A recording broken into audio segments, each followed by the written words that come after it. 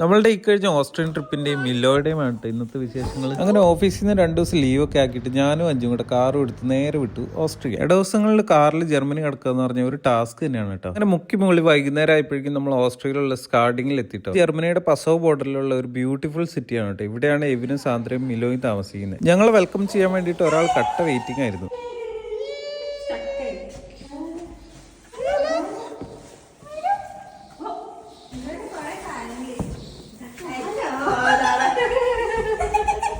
Milo നടന്നു തുടങ്ങിയ പിന്നെ ആദ്യമായിട്ടാണ് നമ്മൾ നേരിൽ കാണുന്നത്. ആദ്യമൊക്കെ ഇത് ആരപ്പാന്ന് പറഞ്ഞ ആള് കുറച്ച് ജാടയൊക്കെ ഇട്ടിട്ടു. പക്ഷെ നമ്മൾ കൊണ്ടുവന്ന സൈക്കിളിൽ ആളങ്ങ് വീണ് പോയി.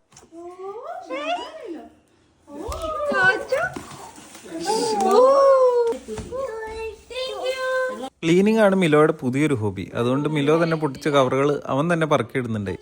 സാന്ദ്രയ്ക്ക് ഒരു മുതൽക്കൂട്ടായി. അങ്ങനെ അവസാനം സൈക്കിളൊക്കെ ഫിറ്റ് ചെയ്ത് അതിൽ രാജകീയ യാത്ര. ആഹാ അന്തസ്. പിന്നെ ഒരേ കളി തന്നെ. തലാട്ടി ആ വേണ്ട തലാട്ടി വേണമെന്നാ പറയുന്നത്. വണ്ടി ഓടിച്ചു വന്ന് ക്ഷീണം തീർക്കാൻ ഞാനും ഇവന് ഓരോ ബീറങ്ങ് പഠിച്ചു. അപ്പോഴും മിലോ ഒരേ കളി തന്നെ.